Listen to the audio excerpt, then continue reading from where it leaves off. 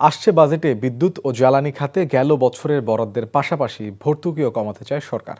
তবে গ্রাহক পর্যায়ে চাপ কমাতে আমদানি করা এলএনজির উপর থেকে ভ্যাট কিছুটা কমানোর ঘোষণা আসছে প্রস্তাবিত বাজেটে। তারপরও আমদানি নির্ভর হওয়ায় বাজেটে ডলার সংকট কাটিয়ে প্রয়োজনীয় জ্বালানি নিশ্চিত করাই বড় চ্যালেঞ্জ। রিপোর্ট করেছেন রোকন উদ্দিন। প্রতি বছরের বাজেটের মতো এবারও প্রয়োজনীয় অর্থের সংস্থান করাই দেশের আমদানি নির্ভর বিদ্যুৎ ও জ্বালানি খাতের বড় চ্যালেঞ্জ। মার্কিন ডলারের বিপরীতে টাকার দাম কমা সেই চ্যালেঞ্জকে আরও কঠিন করে তুলেছে। গেল অর্থ বছরে এই খাতে ভর্তুকি হিসেবে 40,000 কোটি টাকা দেবার কথা থাকলেও সংশোধিত বাজেটে তা বেড়ে দাঁড়ায় প্রায় 62,000 কোটি টাকা। চলতি অর্থ বছরে আমদানি করা এলএনজি বিক্রি করে অর্থ মিলবে 38,970 কোটি টাকা। আগামী অর্থ বছরে এলএনজি আমদানিতে সরকারের ভর্তুকি দেবার চিন্তা ছিল 6,500 কোটি টাকা, কিন্তু সংকটে থাকা শিল্প খাতে গ্যাস সরবরাহ বাড়াতে এরই মধ্যে শুধু এলএনজি আমদানিতেই আরও 11,000 কোটি টাকা ভর্তুকি দেবার সিদ্ধান্ত নিয়েছে সরকার। সরকার যেন ভর্তুকি ব্যবস্থাপনার নাম করে সাধারণ ভোক্তাদের উপর যেন এই দায়টা যাতে চাপিয়ে না দেন, এটিকে যাতে অন্যভাবে তারা ম্যানেজ করেন, সেটিও দেখবার বিষয় মূল্যস্ফীতির বিষয়ের দিকে। এই খাতে অর্থের এত টানাপোড়েনের ভিড়ে আছে স্বস্তির খবরও। গ্যাস ও বিদ্যুৎ মিলিয়ে দেশি বিদেশি বিভিন্ন প্রতিষ্ঠানের কাছে সরকারের বকেয়া ছিল প্রায় 320 কোটি ডলার, যার 260 কোটি ডলারই পরিশোধ করেছে অন্তর্বর্তী সরকার।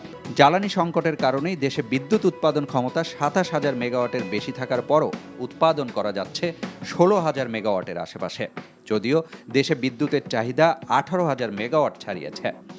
ফলে পিডিবির হিসেবেই প্রতিদিন লোডশেডিং করা হচ্ছে প্রায় 1,500 মেগাওয়াট।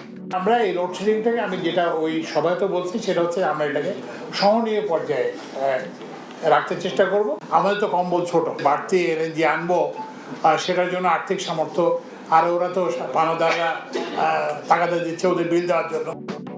সময়ের সাথে বড় হয়েছে দেশের অর্থনীতি, বেড়েছে গ্যাসের চাহিদাও।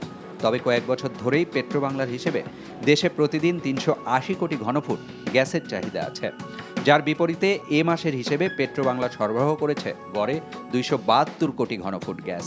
ঘাটতি থাকা প্রায় 100 কোটি ঘনফুট গ্যাসের কতটা যোগান দেওয়া যায়, তাই বড় চ্যালেঞ্জ। জ্বালানি খাতের ক্ষেত্রে সবচেয়ে বেশি গুরুত্ব দেওয়া দরকার হলো অভ্যন্তরীণ গ্যাস এক্সপ্লোরেশনের জন্য। দুর্ভাগ্যবশত সেদিকে সরকার না নজর দিয়ে এলএনজি আমদানির দিকে এখনও অব্যাহতভাবে নজর দেওয়া হচ্ছে।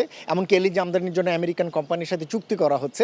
একই সাথে নবায়নযোগ্য জ্বালানির ক্ষেত্রে বিভিন্ন ধরনের শুল্ক কাঠামোতে, আমদানির কাঠামোতে বিভিন্ন রকমের বৈপরীত্য রয়েছে। এগুলোকে আরও কমিয়ে দিয়ে নবায়নযোগ্য জ্বালানি জনিত ইকুইপমেন্টগুলো আরও সহজলভ্য করা।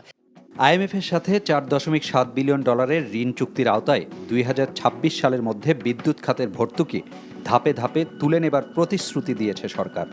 গ্রাহক পর্যায়ে দাম বাড়ানো সহ নানান হিসেব নিকেশ কষে আসছে বাজেটে সেই প্রতিশ্রুতির বাস্তবায়নও সরকারের বড় চ্যালেঞ্জ।